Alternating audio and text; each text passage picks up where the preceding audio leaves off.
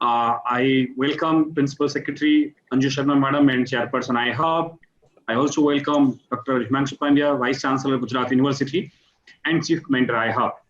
Today we have two amazing, inspirational entrepreneurs from the land of Gujarat, Mr. Jakshesh Shah, Managing Director of SEBI and President of CREDA.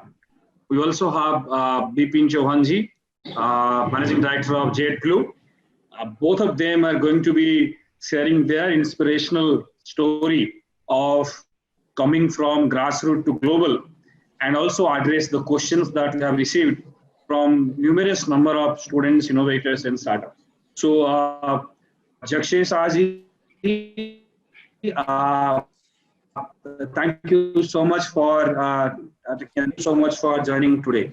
At this outset, I would like to welcome Dr. Himanshu Pandya, Chief Mentor IHUB and Vice Chancellor Gujarat University, to share his initial remarks. Startup engage एक कार्यक्रम है जिसमें हम लोगों को नए उद्यमशीलता के बारे में, उनके जो इंस्पिरेशनल रोल मॉडल्स जो है उनको प्रस्तुत करते हैं।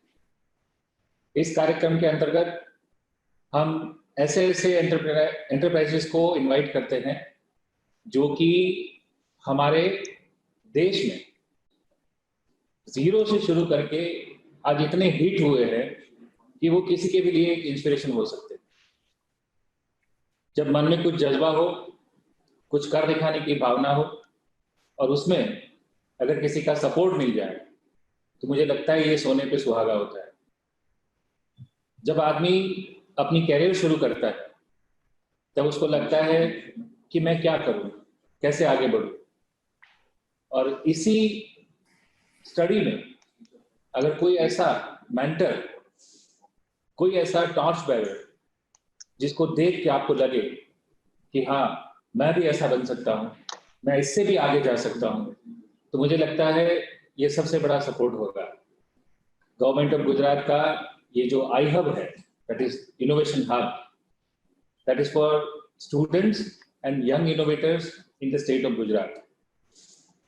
सब मिलके एक माहौल बनाना है, का सपना करना है, जिसमें एक नया जो कि एक ग्लोबल गुरु के परिप्रेक्ष्य में अपना कार्य करेगा, और आगे जाके मुझे लगता है कि सब एक नेटवर्क में आएंगे और इस बहुरत्ना वसुंधरा को हम ग्लोबल लेवल पे एक इंस्पिरेशनल कंट्री जिसको आप फॉलो कर सकते हो ऐसा बना सकते हैं। हम बहुत सौभाग्यशाली है, आज हमारे साथ गुजरात के दो बड़े एंटरप्राइजेस जो कि अपनी कैरियर को बिल्कुल एक आम को शुरू करके आज इतने सक्सेसफुल है कि they have a global reach. हमारे बीच है मिस्टर जक्षेश शाह जो कि Saavi projects and consultation agency के मैनेजिंग डायरेक्टर है। ये Saavi group of companies internationally acclaimed है और उनका खुद का जो बिजनेस है वो कहीं और लोगों के लिए काफी प्रेरणादायक रहा है। इतने युवा है, आपको लगेगा कि इतनी बड़ी कंपनी का ओनर इतना युवा कैसे हो सकता है। तो फ्रेंड्स, यही सीखना है कि हम अपनी आयु को ना देखें, अपनी इच्छाओं को, आकांक्षाओं को देखें और उसको ध्यान में रख के जो भी हमको रोल मॉडल ध्यान में आए उनसे जो भी सीखना मिले। हमेशा लाइफ का एक अप्रोच होना चाहिए कि किसी को अगर कोई चीज 60 साल की उम्र में समझ में आई है, वो अगर आपको 30 साल की उम्र में समझ में आ जाती है तो आपके तो 20 साल बच जाएंगे। ऐसे ही एक और युवा एंटरप्राइज और युवा एंटरप्रेन्योर जिन्होंने बहुत ही छोटी दुकान से शुरू करके आज अपना बिजनेस इंटरनेशनल मार्केट में एक बहुत ही रेप्यूटेड ब्रांड के हिसाब से एस्टैब्लिश किया है। हमेशा प्रसन्नचित्त रहने वाले और स्माइलिंग फेस वाले हमारे विपिन भाई जो कि जेटब्लू के ओनर है, और ये ब्रांड गुजरात में नहीं इंडिया में हर कोई जानता है। इतने इंटरनेशनल मार्केट के होने के बावजूद भी उन्होंने अपना स्थान कायम बना के रखा है और लोगों के लिए प्रेरणादायक रहे हैं। दोनों का स्वागत है IHUB में। मैं हिरणमय से प्रार्थना करूंगा कि आप इनको बार बार इंट्रोड्यूस करके अपने वक्तव्य के लिए आमंत्रित करें। Thank you Himanshu sir, thank you so much. आपने संगीत में इन दिनों की बताया, मैं थोड़ा सा उसको आगे ले जाता हूँ। जशेश जी आज हमारे साथ हैं, जो सेवी ग्रुप जो है उनकी ब्रांचाइज 3 क्लासमेट्स के साथ, वो एलडी इंजीनियरिंग कॉलेज के अलुमनी हैं, गुजरात यूनिवर्सिटी के अलुमनी रह चुके हैं। क्लासमेट के साथ मिलकर उन्होंने अपने एंटरप्राइज सेटअप किया with a vision called Naya Door to real estate industry in the backdrop of various public policy reform in that sector. और आज वो 1200 करोड़ से ज्यादा वर्थ की प्रोजेक्ट्स को डिप्लॉय कर चुके हैं। And he is also heading TEDA and also chairperson of State Chamber of Commerce, Gujarat chapter. Sevi has established a formidable reputation in real estate in Gujarat. The company has built a humongous amount of infrastructures in world-class Gulf Township 1996. The company is committed to green development and has its credit to gold-certified green buildings, Sapath 5V and Sapath XI in Ahmedabad. Sevi is considered the pioneer of zero-waste management in green building. Mr. Jakshesa has been highly instrumental in conceiving and directing the board broad strategy and establishing the company reliable reputation and demonstrated what a first generation entrepreneur can deliver in such a less time. Jakshesa would like to listen to you from you, and then we'll also pose some questions. We have received more than 100 questions for both of you, but then I will pick 5 best once you start initial. Sure. Okay. Youngsters particularly जो मेहनत करके आगे आना चाहता है, they are so close to my heart, because मैं आप में से ही हूँ, और जब भी आपसे बात करता हूँ तो मेरी छवि आपके मन में, आपके हृदय के अंतर में अंकित करता हूँ, और ऐसी मुझे अनुभूति होती है। आज मुझे I am thanks for having me. आज आपके बीच मुझे रूबरू होने का अवसर दिया है आई हब और उनकी टीम के माध्यम से, मैं उनका बहुत शुक्रगुजार हूँ। मैं खास करके मुझे जो बताया गया है कि हमारी जर्नी, तो मैं संक्षिप्त में मेरी जो टाइम मुझे मिला गया है उसमें से थोड़ा सा मैं पहला 4-5 मिनट मेरी ब्रीफ कैसे मैं ये स्थान पे पहुंचा या मैं क्या करता था। तो मैं सेंट जेवियर्स स्कूल से मैंने 12th किया, और my father was from very humble background. उनका क्लोथ का काम था, क्लोथ मर्चेंट थे वो। और my grandfather used to walk every day, हर रोज के 50 किलोमीटर जाना आना गांव से यहाँ। तो और वो एक मकान में 10 लोग रहते थे। मुझे by merit Saint Xavier's Loyola school में एडमिशन मिला, और मेहनत करके 12th में अच्छे मार्क्स आए, और बायोलॉजी में अच्छे मार्क्स आए। मैं इंजीनियर हूँ आज। और जब मैं एडमिशन लेने गया तो घर पे तो पता था नहीं, तो तब प्रोफेसर वसानी सर थे, वो एडमिशन काउंसिल में थे, और मैंने बोला कि मुझे सिविल इंजीनियरिंग में एडमिशन चाहिए। तो उस जमाने में आपको ताज्जुब होगा, उस जमाने में तो ना कोई सिविल इंजीनियरिंग जैसा कोई जाता था, ना कोई किसी को पसंद था, और एक महीने के 1 मंथ 700-800 रुपया जॉब में मिल गया तो बहुत है, और नौकरी मिल गई तो बहुत है।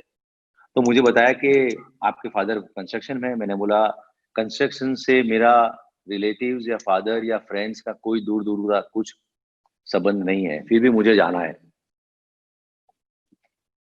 तो उन्होंने बोला कि मैं आपको एडमिशन नहीं दूंगा, रिसेस में मैं आपके पेरेंट्स से बात करूंगा और फिर एडमिशन दूंगा। और मुझे उस टाइम विदाउट डोनेशन मेडिकल में मिल रहा था, और फैमिली वॉज सो, मतलब इतने था कि डॉक्टर बनेगा कोई लड़का। मैंने बोला मुझे डॉक्टर नहीं बनना है, मुझे कंप्यूटर इंजीनियरिंग में मिल रहा था, सब जगह मिल रहा था। और मैंने तो मेरे फादर्स ने उनमें बात किया कि आपका बच्चा खड्डे में गिर रहा है, आप जरा उनको बोलो, इतना अच्छा लाइन है। तो पापा को तो पता भी नहीं था कि मैं एडमिशन लेने गया हूँ, टू बी वेरी फ्रैंक। मैंने बोला कि पापा मुझे इसमें जाना है। तो that was the first freedom given to me by my father, के बेटा आपको, मैं कापड़ की दुकान में भी नहीं आऊंगा, मुझे नहीं बैठना है वहाँ के। सर उनको, मेरे पापा ने बोला कि आप उनको जो करना है करने दो, कुछ नहीं होगा तो वापस कापड़ में आ जाएगा, कपड़े में। तो that was the first independence और first freedom given to me. तो क्या होता है कि जब अपनी मर्जी से कुछ करते हैं तो every responsibility comes with accountability and power. तो दिमाग में था कि ये तो मुझे तो मिल गया।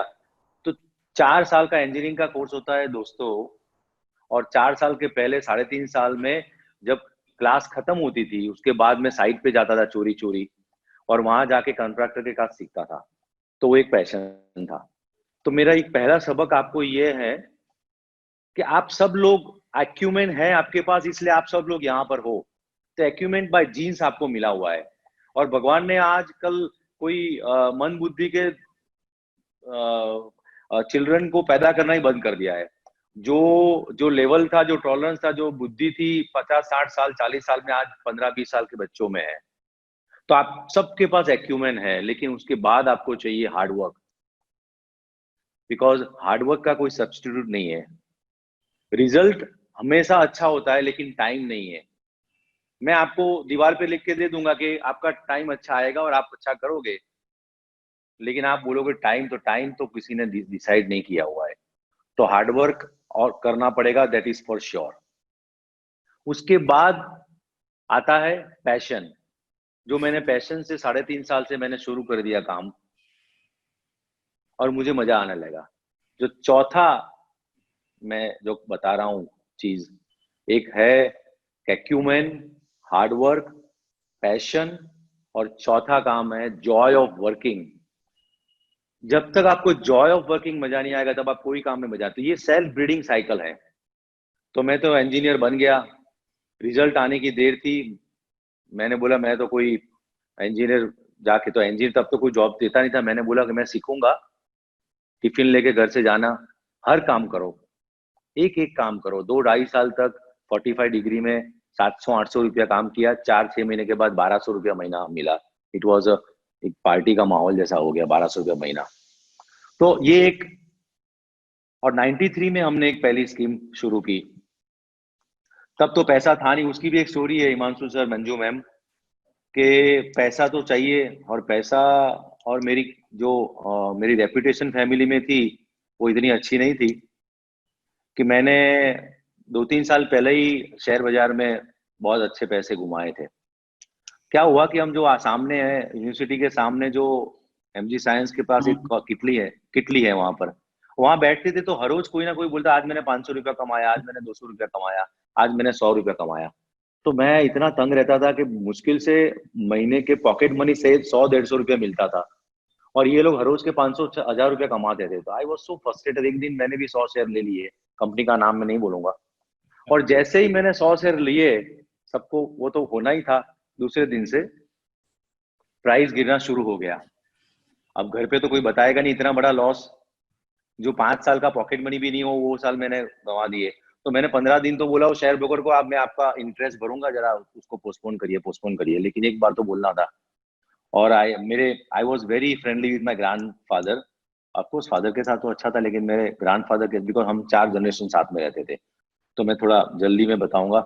मैं गया दादा के पास, ग्रैंड फादर के पास, मैंने बोला दादा मैंने इतने बड़े पैसे, उस जमाने में 40,000 रुपया मैंने लॉस किया। तो मेरे को लगा आज बड़ी डांट पड़ने वाली है या फिर पापा से मार पड़ने वाली है। तो my grandfather was laughing at peace. उनके मुंह पे जो सुकून था, मैं दंग रह गया कि इतना अच्छा हुआ। अक्षय, मुझे टीनू के नाम से पहचानते थे वो, कि इतना अच्छा होगा आज तुमने 40,000 रुपया गंवाया। अगर तुमने 40-50 हजार रुपया या लाख रुपया कमाया होता तो तू जिंदगी में मेहनत नहीं करता। दादा प्लीज, आई वॉज लिटिल, मैं रोने लगा। और मुझे बताया कि चलो आज पार्टी करते हैं। मैंने बोला दादा, और इस जमाने में कैप्री होटल रिलीफ रोड पे, वहां जाना मतलब एक बहुत बड़ा अवसर था। बिपिन भी मेरे साथ है, वो मेरे साथ मानेंगे, इतना बड़ा होटल कि लोग 2 साल में एक बार जाए या फिर कोई बर्थडे में जाए। वहां जाके चाय कटलेस, वहां का सबसे महंगे और अच्छी चीज गए। तो मैंने बोला कि दादा सक्सेस में सब लोग पार्टी करते हैं। तो दादा ने मुझे बताया कि celebrating failures is the most important thing in life, को आप जिंदगी में कभी नहीं भूलोगे। ये दिमाग में मेरे उस जमाने में मुझे बताया था। मैं पैसा हारा था, हम बहुत हम्बल बैकग्राउंड में थे। एक घर में 8-10 लोग रहते थे, 2 रूम में। पहले वॉल्ड सिटी में रहते थे, फिर वॉल्ड सिटी में एक अच्छे मकान में गए, फिर नारायणपुरा यहाँ पर आए। तो इतना दिमाग में घुस गया कि अभी तक मेरे में बाहर नहीं निकला। वो मुझे अभी भी मेरे दृश्य के सामने आता है। तो उस दिन और आज दिन मैंने कभी, एक तो जॉय ऑफ वर्किंग है, तीसरी चीज है कि जिंदगी में बहुत उतार चढ़ाव आते हैं, लेकिन सक्सेस को सब लोग देखते हैं, फेलियर को लोग गंदी तरह देखते हैं। सबसे खराब चीज है, आप दुनिया में देखो, there are failure institutes, Himanshu sir, Anju ma'am, failure institutes हैं कि, और जो वेंचर कैपिटल है ना, और जो फाइनेंस वाले, वो सबसे ज्यादा पैसा किसको देते पता है? जो 4-5 बार फेल हुआ हो। क्यों? तो उसके पास एक्सपीरियंस ज्यादा है। तो मैं दोस्तों आपको आज ये दूसरा चीज मैं बताना चाहता हूं कि जिंदगी में सक्सेस तो सबको पता है, लेकिन you should know how to fail better. Fail better, how to fail better, मतलब आपको नापास या आपको फेलियर में से आप कितनी अच्छी तरह बाहर आते हो, that is the biggest thing in the life. मैं आज बैठा हूं, सर ने, हिमांशु सर ने हमारा बहुत मतलब किया, उनको पता नहीं है कि मैं कितने फेलियर होके यहाँ पर आया हूं और अभी भी हो रहा हूं, लेकिन मैंने जिंदगी में फेलियर एक स्टेपिंग स्टोन की तरह लिया हुआ है। Every failure if you take, कि आप उसमें से कुछ सीख रहे हो, तो आपके लिए फेलियर नहीं है, आपके सक्सेस के स्टेपिंग स्टोन्स हैं, और वो आप में किलिंग आता है। और तो ये एक एक चीज आप उसमें सीखते रहोगे। और आज का यूथ तो इतना मतलब अग्रेसिव और इतना जबरदस्त है, और गुजराती बाय हार्ट, जो उनके खून में एक एंटरप्रेन्योरशिप दौड़ता है। और गुजरात ने क्या नहीं देखा, अर्थक्वेक से लेके साइक्लोन से क्या नहीं देखा, और हम एक रेजिलेंट की तरह बाहर आए। आज लोग इजराइल की बात करते हैं, तो इजराइल की आप हिस्ट्री देखिए, startup capital of the world, या फिर आप हैदराबाद देख लीजिए। लेकिन गुजरात का नंबर सबसे ज्यादा आना चाहिए। गुजरात के पास जो सबसे ज्यादा चीज है, एंटरप्रेन्योरशिप, उनके ब्लड में है, लेकिन उनको चाहिए एक मेंटरशिप, जो ग्रूमिंग, जो आई हब दे रहा है। मुझे बहुत खुशी है, I am so proud to say that, कि ये ग्रूमिंग कर रहे हैं और ऐसे चीज, और उनको एक दिशा दे रहे हैं। लेकिन क्या हो रहा है कि आप सब लोग न्यूज़पेपर में पढ़ रहे हैं, और मुकेश अंबानी ने इतना डेट रिकवर किया, इतने पैसे कमाए, बिल गेट्स ने ये हुआ, सब लोग की इतने बड़े गोल हो जाते। इतने बड़े गोल मत रखिए, एक आपकी दिशा रखिए। मंजिल वो है, लेकिन मंजिल से अच्छे लगने लगे रास्ते, जर्नी होती है, उसकी भी मजा होती है। मंजिल से अच्छे लगने लगे रास्ते, रास्ते की भी मजा देखिए। शॉर्ट गोल लीजिए, आज मैं क्या करूंगा, ये महीने में क्या करूंगा, मैक्रो टू माइक्रो। तो लोगों को तो अंबानी दिन में बनना है, लोगों को बिल गेट्स, मार्क जुकरबर्ग आज ही बनना है, और जब नहीं होते तो फ्रस्ट्रेशन आता है। ऐसा नहीं है, शायद उनके पास नहीं, वो आपके पास है। शायद उनके पास 10 चीज नहीं, वो आपके पास है। शायद मुकेश अंबानी जी पैंडेमिक में एंटेलिया से बाहर नहीं निकल सकते खुली हवा में, आप खुली हवा में जी रहे हो। आपके पास क्या है वो आपको पता नहीं है, लेकिन आपको हर रोज आप नहीं बन सकते हो मार्क जुकरबर्ग, या आप कोई बड़ा आदमी नहीं बन सकते, ऐसा नहीं है। आपकी जर्नी एवरी डे फुलफिल होनी चाहिए, और एक एक जो मोती के दाने जैसे होते हैं, उसमें से एक आप मोती उसमें भरो, और आपकी मंजिल सामने है, आपका रास्ता भी इतना एंजॉय करो, ये फिर से आपको अवसर नहीं मिलेगा। और सबसे ज्यादा है इमोशनल बैलेंस। सी, मैं तो 4-5 वैभव की बात करूंगा, अभी मेरा टाइम खत्म होने आया है, लेकिन जिंदगी में पैसा एक चीज नहीं होता है। पैसा कब आता है? वैभव, पैसा मतलब वैभव, लेकिन सबसे ज्यादा इंपॉर्टेंट है, पहला वैभव है वो स्वास्थ्य वैभव, वो पहले प्राप्त करिए, स्वास्थ्य वैभव। जो स्वास्थ्य वैभव आएगा, दूसरा है संबंध वैभव। रिलेशन आपके कैसे हैं, लोगों के साथ, फैमिली के साथ, पेरेंट्स के साथ, स्पाउस के साथ, आपके कलीग्स के साथ, पार्टनर्स के साथ, संबंध वैभव। तीसरा सबसे ज्यादा है जरूरी, समाधान वैभव। जो है वो आपके लिए है, भगवान ने आपके लिए बनाया है, और आप उसमें से ही अच्छा करोगे। कोई बोलेगा मुझे पास रिसोर्सेस नहीं है, कोई बोलेगा मुझे पास टीम नहीं है, कोई बोलेगा ये नहीं है, लेकिन उसमें जो है उसमें से आप अच्छा करो। चौथा है संस्कार वैभव, क्योंकि कैरेक्टर इज मेन थिंग। आप कोई भी हार्वर्ड या कोई भी यूनिवर्सिटी में जाओगे, ultimately you will and up in learning your emotional balance और आपके जो कैरेक्टर सबसे क्रिटिकल मोमेंट में आप कैसा व्यवहार करते हो और कैसे डिसीजन लेते हो, that is most important part. और आपका सद्गुण वैभव, आप अपने एम्प्लॉइज के, आप अपने कलीग्स के, आप कैसे उनका ध्यान रखते हो, ये सब आएगा। तो ये emotional balance is the most important thing in life. Because लोग बोलेंगे मैं इतना पढ़ा चुका हूँ, मैंने पीएचडी कर लिया, मैंने ये पढ़ लिया, लेकिन आप अगर इमोशनल बैलेंस नहीं होगा तो वो आप अच्छी तरह राइट टाइम यूज नहीं करोगे। राइट चीज राइट टाइम यूज करना, that is called emotional balance. So ये कुल मिला के मुझे जो मेरा और उसके बाद तो मैंने पैसा मांगा मेरे बिजनेस के लिए, मुझे मुश्किल से 3-4 लाख रुपए दिए थे, और मैंने पहला प्रोजेक्ट 50 टेनेंट खाली करवा के पहली स्कीम रखी थी। उसके बाद तो द कैंसविल गोल्फ कोर्स इज 900 एकड़ गोल्फ कोर्स, उसमें बच्चन साहब को मैं कैसे लाया था मैं आने वाले टाइम में बताऊंगा, मुझे टाइम मिला तो। बच्चन साहब ने मैं यहाँ पर गोल्फ कोर्स में लाया था, तो मेरे पॉकेट मनी से मेरे पास नहीं था, तो मैं लंदन फ्लाइट करके उनको बिजनेस क्लास में मिला था, पैसा नहीं था फिर भी वहां कन्विंस किया था। ऐसे ऐसे कई जुगाड़, ऐसे ऐसे कई डेडिकेशन करके, तो ये 3 चीज आपने होनी है, skill, will and then kill. Disruptive रहो, डिस्ट्रप्शन रहो, मार्वेरिक रहो, और आप में अंदर जो आपके एक झंझावत दौड़ रहा है, वो ही आपका सक्सेस होने का मंत्र है कि ये नहीं हो रहा है, वो नहीं है, मुझे ये करना है। This is all a part of ingredients of your success life. तो ही आप कर पाओगे। और कुछ अलग करना है, कुछ हटके करना है टूवर्ड्स, और किसी का नुकसान करके नहीं, ना मेरे पार्टनर का, ना कलीग का, ना एनवायरमेंट का, ना लोगों का, लेकिन मुझे आगे जाना है, ये मंत्र है। This is the basic thing what I have learn from my life, and every day I am learning. मैं हर रोज फेल होता हूँ, हर रोज पास होता हूँ, हर रोज दौड़ता हूँ, हर रोज मरता हूँ, हर रोज जीता हूँ और सक्सेस होता हूँ। This is all. I think मेरे time is all. Thank you all of you for patient hearing. कुछ आगे सवालात हो तो हम जरूर करेंगे जवाब। यक्षी भाई जी आप एक चीज बताइए कि थोड़ा हमारे जो स्टार्टअप एंटरप्रेन्योर्स हैं उनको थोड़ा टिप्स कि जो ये अप्स एंड डाउन्स आते हैं आपके मार्केट में, और आप अपने क्लाइंट्स के साथ और अपना जो इनोवेटिव, जैसे आपने मावरिक होने की बात कही, तो जब कोई जगह आपने डिसरप्टिव टेक्निक या डिसरप्टिव स्टाइल यूज करके और किस तरीके से सेटअप किया हो, उसका यदि आप कुछ एग्जांपल दे सके। I think ma'am that's a great question ma'am.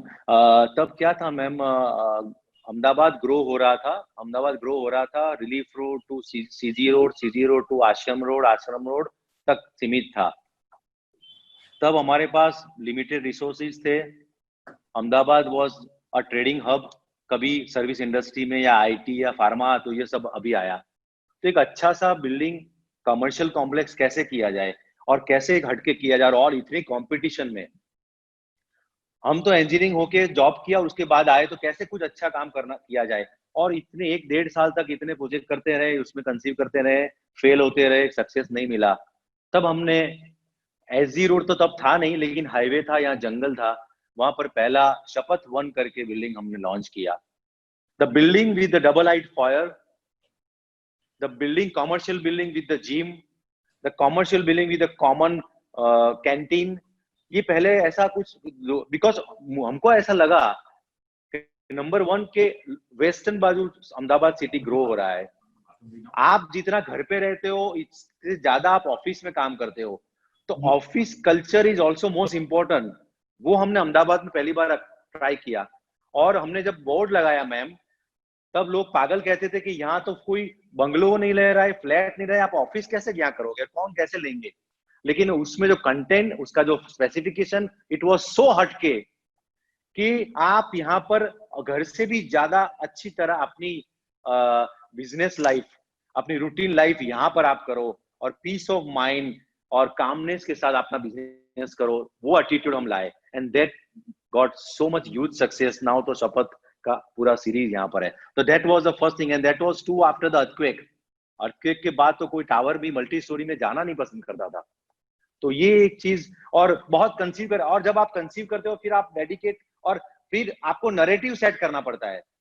आपका रजिस्ट्रेशन आएगा, आपका रेजिस्टेंस बहुत आएगा, ये क्या कर रही हो क्या, लेकिन if you set a narrative with the confidence, conviction आपका होना चाहिए, then you will succeed.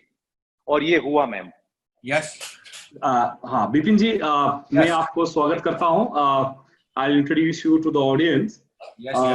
Bipin ji is managing director of a fantastic emerging brand called JetBlue. All of you know about his work, and he co-founded 3 menswear brands: JetBlue, Green Fiber, JB Studio, and many private labels. He is an amazing entrepreneur, coming from very humble background, and established brands which are people's choice.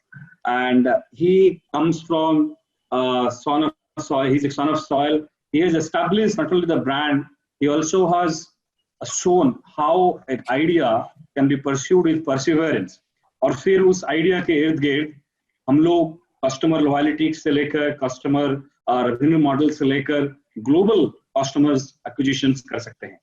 सिर्फ उतना ही नहीं, उन्होंने मोदी कुर्ता जैसे brand बनाए हैं जो आज की तारीख में एवरीबॉडी एस्पायर्स टू है।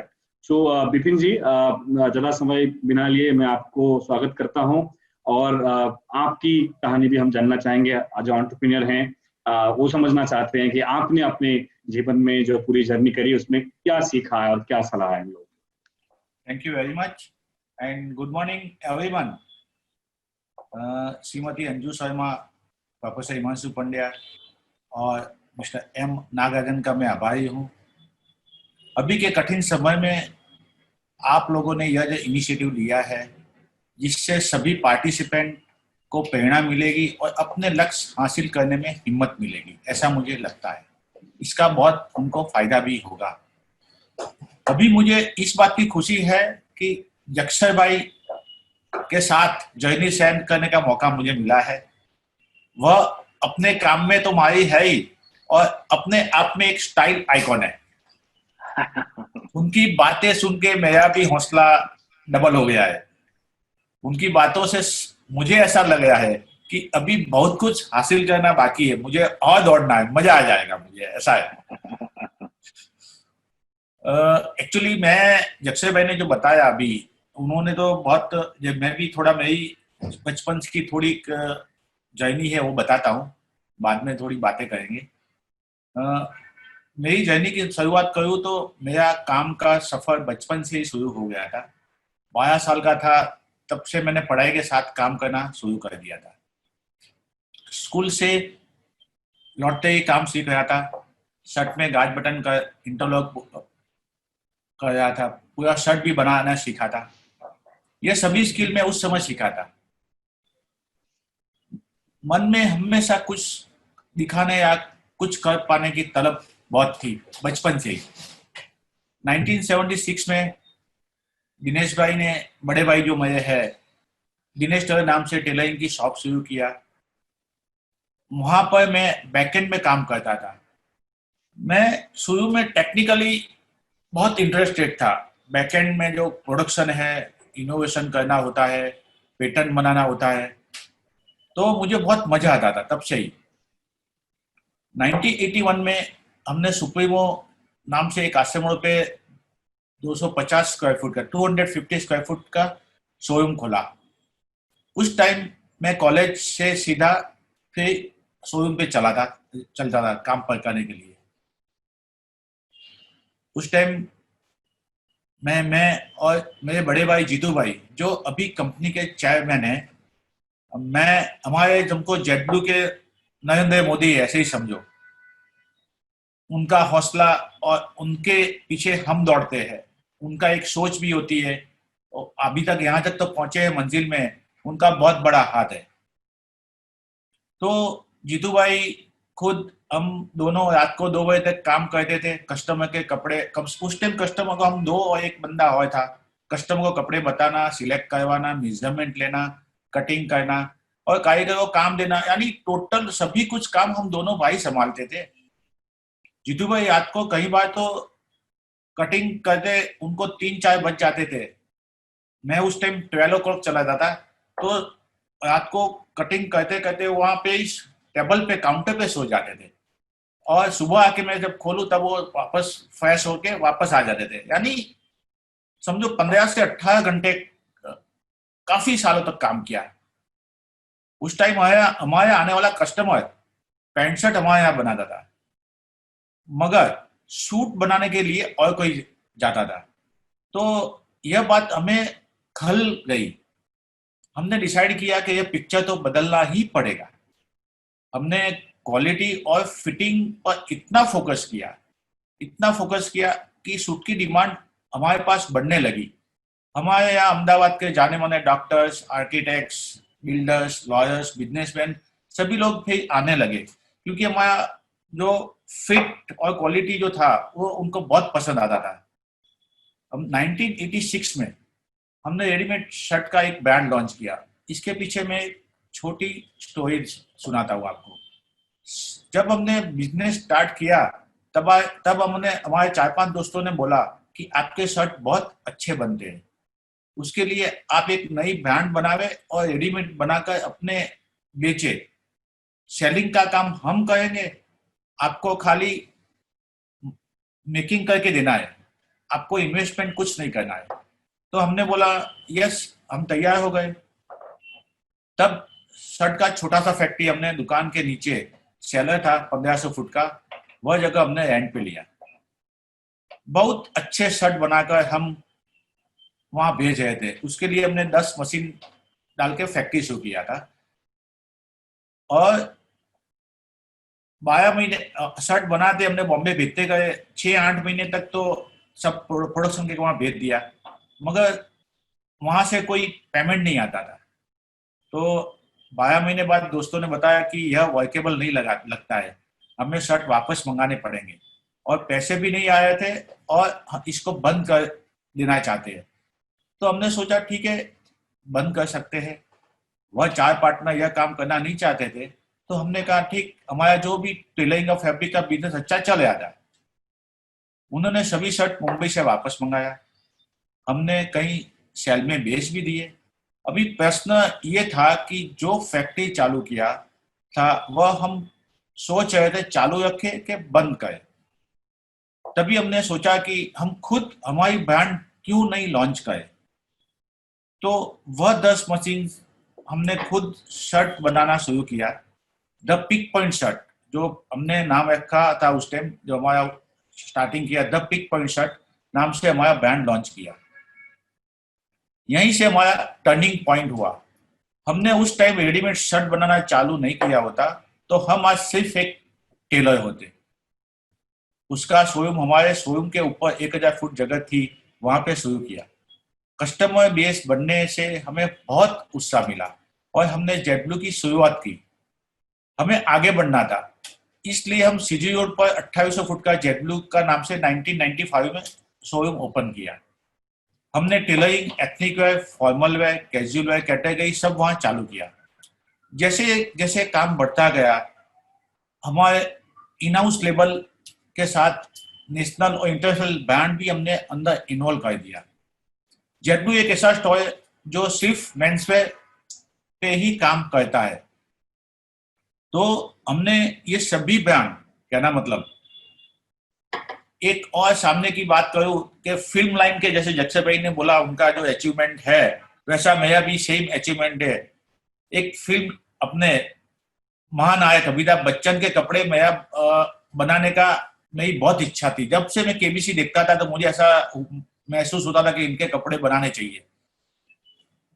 केबीसी मैं हर साल, उस टाइम रिटेल टेलर का मैं कपड़ा बेचता था और उसका वो ब्रांड एम्बेसडर थे उनके।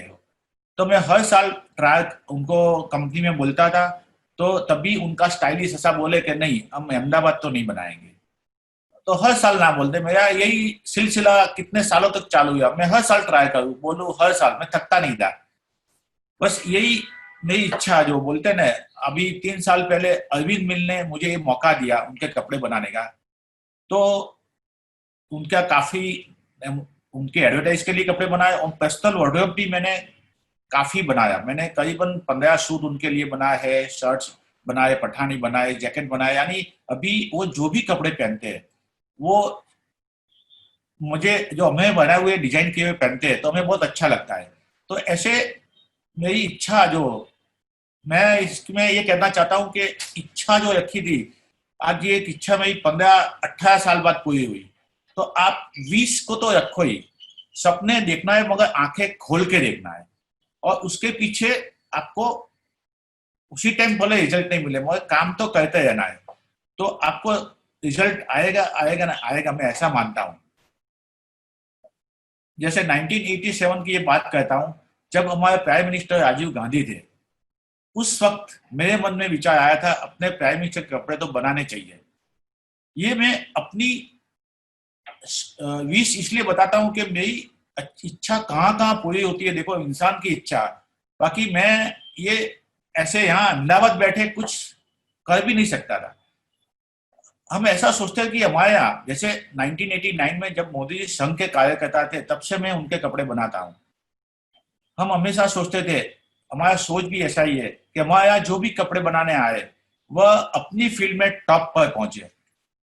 2014 में अपनी मेहनत, विजन और लगन से मोदी साहब अपने प्राइम मिनिस्टर बने, तब हमारी इच्छा वो भी पूरी हो गई।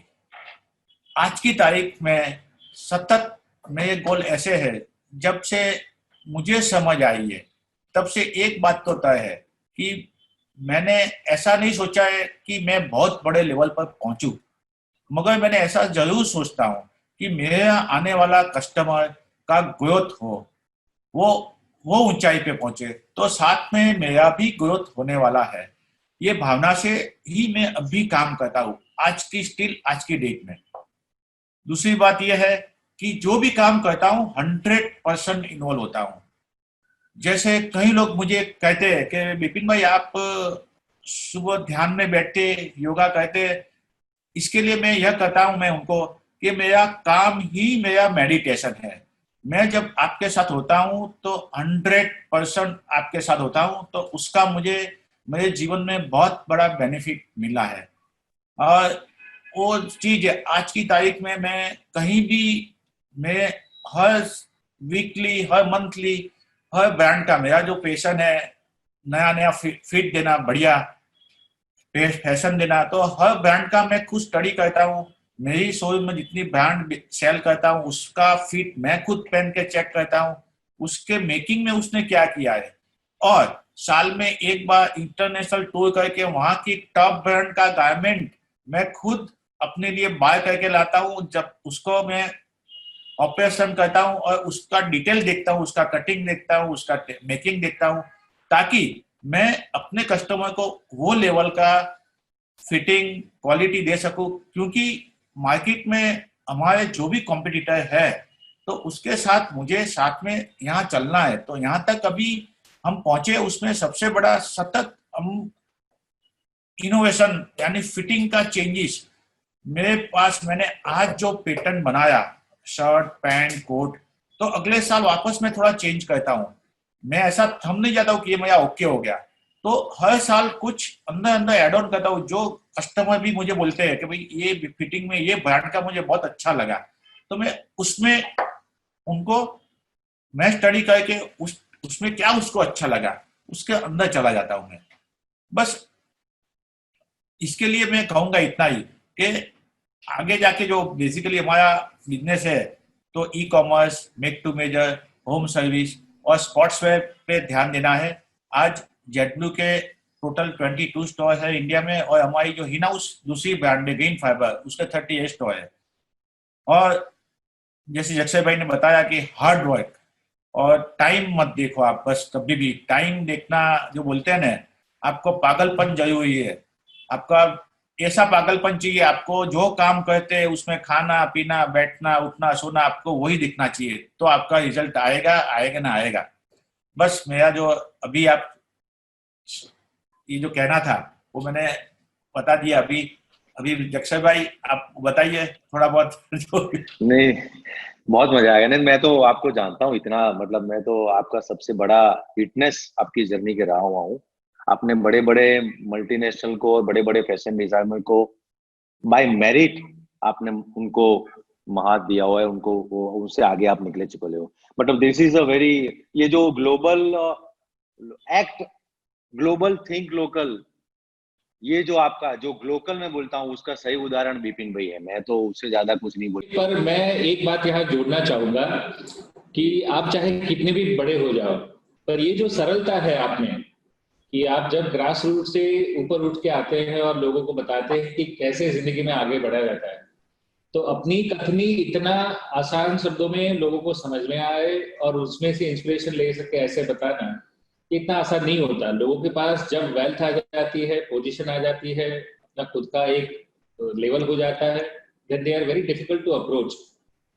पर हमारे लिए अच्छी बात है कि इतना सक्सेसफुल होने के बाद भी विपिन भाई आप और जक्षा भाई आप दोनों, you are so live, you are so approachable, कि आपने ये हमारा निमंत्रण स्वीकार किया और हमारे युवाओं को मार्गदर्शन देने में आपने जो भी सहयोग दिया, ये आज की डेट में हम याद रखेंगे। और इस लेक्चर को बार बार लोगों को सुनने के लिए हमारी जो YouTube चैनल है उस पर अपलोड करेंगे।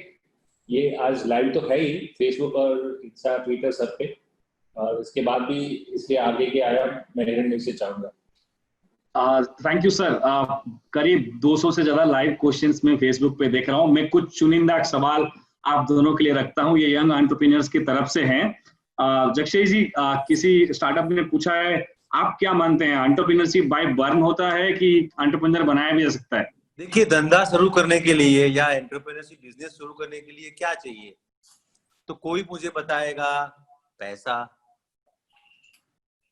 कोई मुझे बताएगा रिसोर्सेज या फिर टीम वर्क, कोई मुझे बताएगा हार्ड वर्क।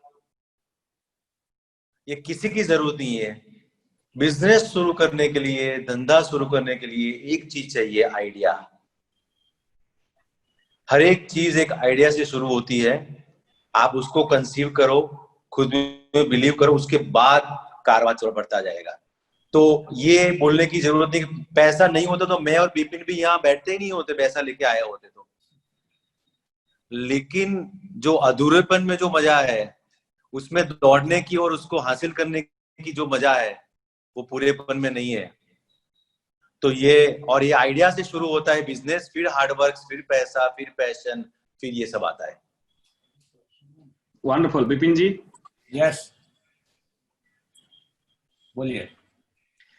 एक सवाल है, आपने जो कहा कि आप सपना देखते हैं, स्टार्टअप सुरेंद्र नगर से, वो कह रहे हैं, आपने कहा कि मैं पहले इच्छा करता हूं और 10 साल 15 साल उस इच्छा के पीछे लगता हूं और एक दिन वो हासिल हो जाता है। तो इतना कॉन्फिडेंस कैसे होता है इच्छा के ऊपर? कैसे आप मतलब उस इच्छा के पालते हैं मन में इतने लंबे टाइम तक? नहीं, उस इच्छा को पालने का बोलता हूँ ना, एक उससे जोश मिलता है। समझो, अपने को मालूम है कि ये मुझे करना है, उसके लिए मैं सतत एक्टिव रहता हूँ। तो उसकी वो इच्छा से मुझे दूसरे और भी काम ज्यादा हो जाते हैं, क्योंकि जो इच्छा मैंने किया है वहां तक पहुंचने के लिए मुझे मालूम है मुझे प्रयत्न तो करना ही है। प्रयत्न ही नहीं करूंगा तो पहुंचूंगा कैसे? तो रास्ते में दूसरे बहुत छोटी छोटी जो बोलते हैं ना, स्टेप स्टेप स्टेप सक्सेस मिलती जाती है। तो आखिर में वो इच्छा भी पूरी हो जाती है और रास्ता भी बढ़िया कट जाता है और उसमें मजा भी आता है, आनंद भी मिलता है। मैं एक तो बिल्कुल बता दूं, मुझे इतना हमारे डिलीवरी का टेंशन, प्रोडक्शन का टेंशन, टाइम का टेंशन, तो अभी सबको ये बताना चाहता हूँ कि मैं जैसे एक जक्षय भाई ने बोला कि फैमिली बैलेंस, तो सुबह जो पावर से निकला हूँ, शाम को घर पे मैं कभी, पहले तो मैं सुबह 7 से मेरा रात को 1 बजे तक का हमारा टाइम था, मगर आज तो 9 बजे पहुंचता हूँ, तो 9 बजे वही मूड में घर पे जाता हूँ। यानी आप जितने भी लोग काम करते हैं, नए स्टार्टअप वाले हैं, तो उनको वो खुद टेंशन है कि फैमिली को भी डिस्टर्ब नहीं करना है। बस मैं तो ये भी साथ में बताऊंगा कि उनका सब वो फैमिली का तो सपोर्ट मिलता है। तो ये सब जर्नी में सब सक्सेस होता ही जाता है। वंडरफुल। जक्षय जी, एक सवाल है, आज की तारीख में यंग लोग बहुत जल्दी हार मान जाते हैं, फेल्योर्स को, मतलब लॉट ऑफ पीपल थिंक्स कि अब जिंदगी में इसके बाद कुछ रहा नहीं, 1-2 कोशिश के बाद। तो आपने तो अपनी स्टोरी से बताया, बट अभी आप भी यंग एंटरप्रेन्योर्स को मिलते होंगे, तो आज की यंग एंटरप्रेन्योर्स और आपने जिस जज्बा के साथ चालू किया था उसमें कुछ फर्क दिखता है? बहुत फर्क है। आज के यंग एंटरप्रेन्योर्स गोल सेंट्रिक है, आज के यंग एंटरप्रेन्योर काफी लाउड है, बोल्ड है, हम किसी को मना नहीं कर सकते, आज वो किसी को हाँ और किसको ना बोलना है उनको पता है। They are more marvelling, they are more disruptive, they are more aware of a global competitiveness and a future, they are more environment friendly, उनको पूरा पता है। see lot of change, मतलब हम तो ऐसा लग रहा है कि हम तो भटक रहे थे, फिर हमने तो मेहनत करके बाहर निकल गए। तो आपको तो एक अर्ली एडवांटेज ऑलरेडी है, तो ये चीज आपके पास है और आपको ये गर्व होना चाहिए कि आप जरा भी गवर्नमेंट या किसी को कैपेक्स का प्रेशर के बगैर, अदर इंडस्ट्री में जो एनवायरमेंट आता है उसका प्रेशर के बगैर आप फॉरेन रिजर्व बढ़ा रहे हो। स्टार्टअप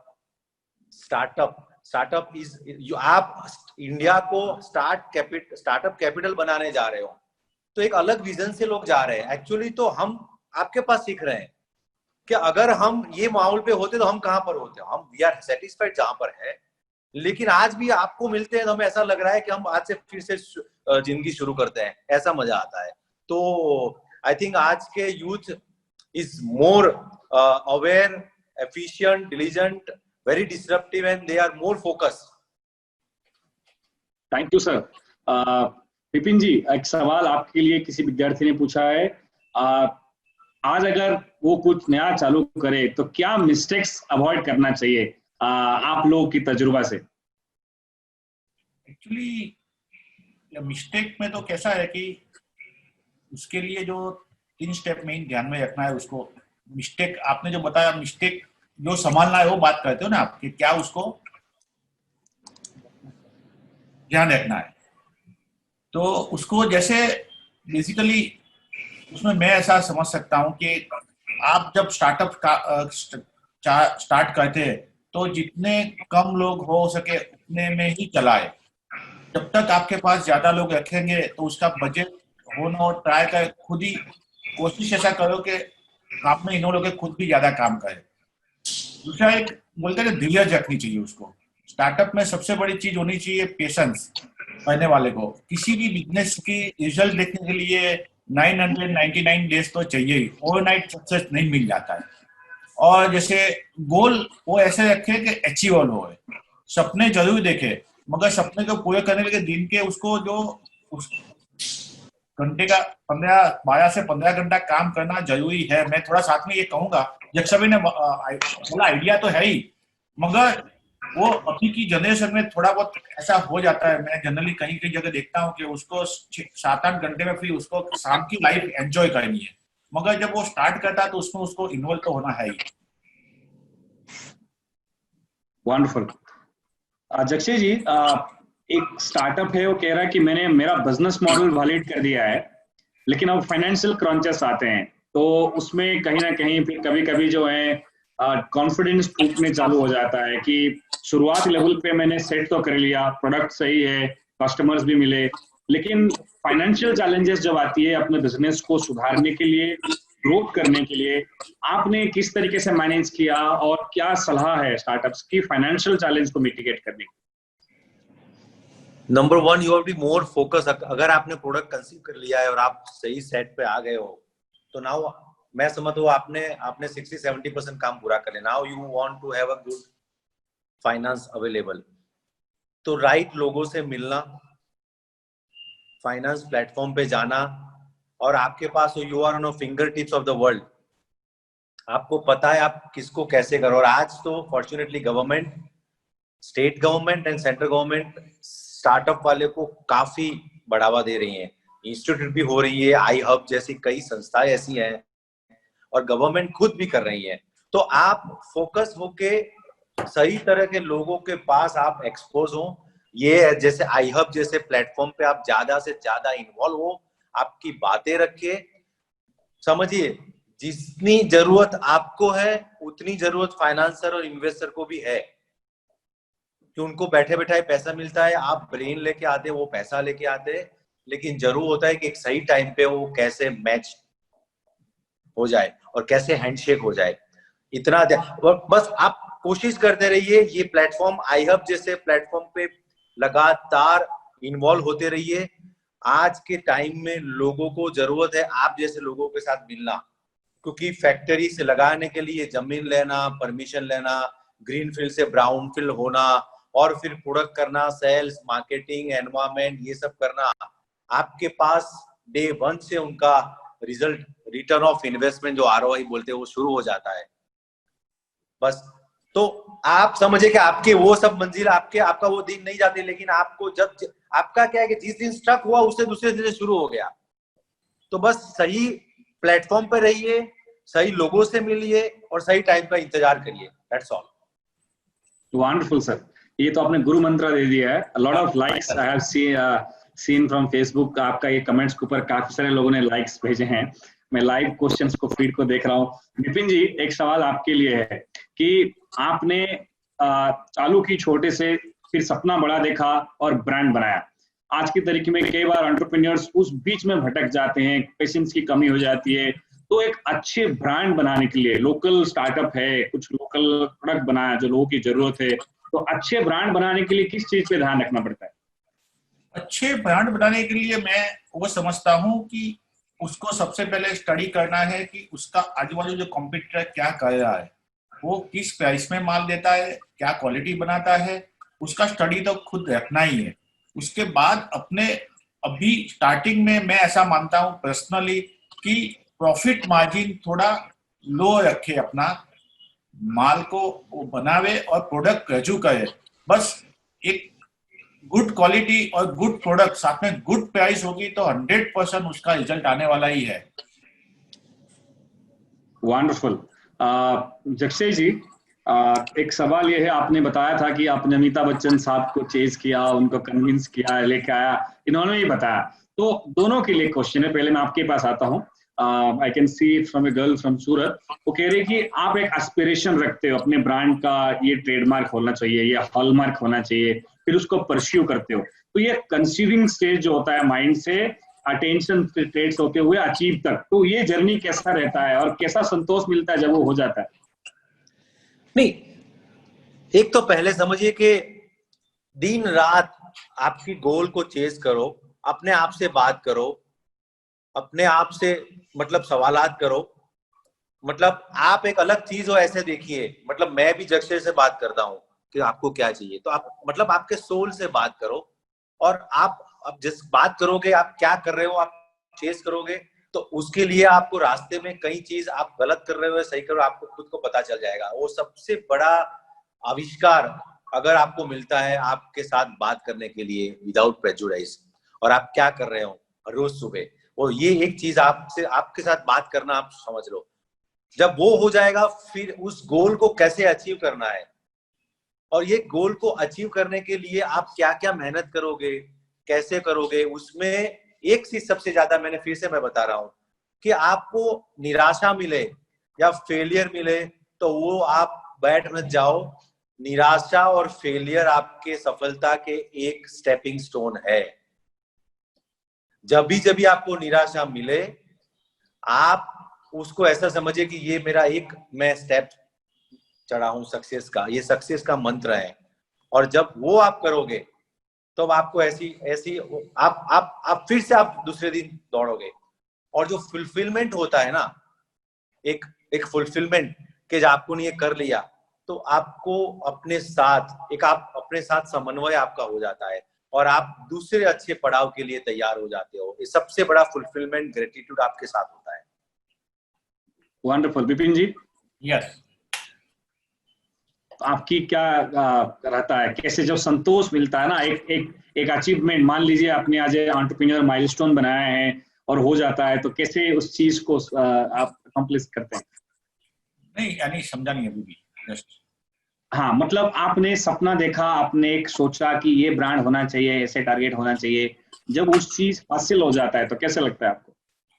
वो तो समझो एक स्टेप पे पहुंचे ऐसा लगता है। मेरा विजन वहां, और फिर नई इच्छा स्टार्ट हो जाती है, तो उसके लिए एक्शन स्टार्ट हो जाता है।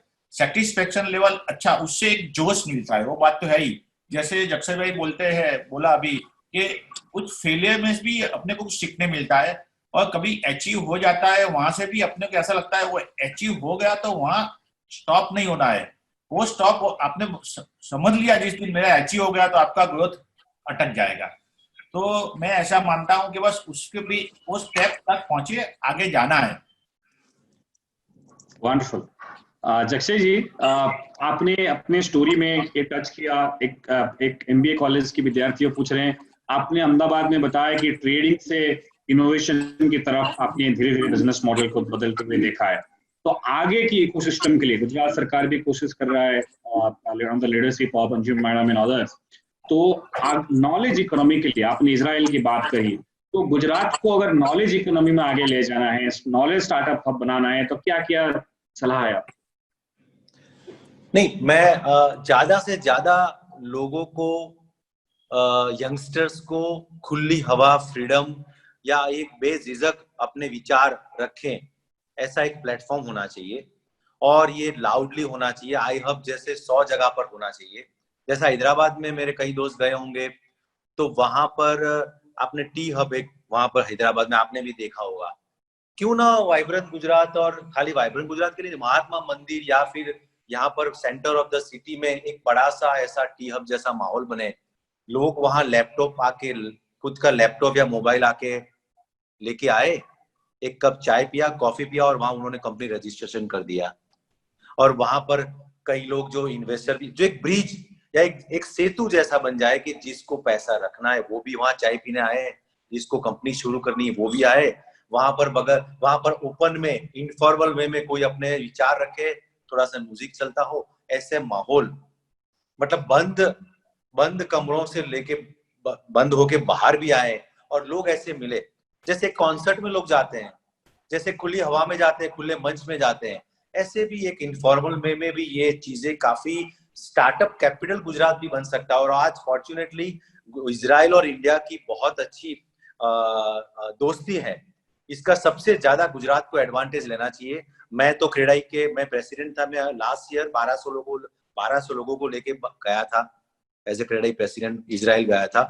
And I am fortunate, my company is fortunate कि मेरे यहाँ कैंसिल में 2 प्राइम मिनिस्टर, माननीय प्रधानमंत्री जी मेरे जो आइडल है, और इजराइल के प्राइम मिनिस्टर आए थे। और हमारे यहाँ I create already incubation centre है।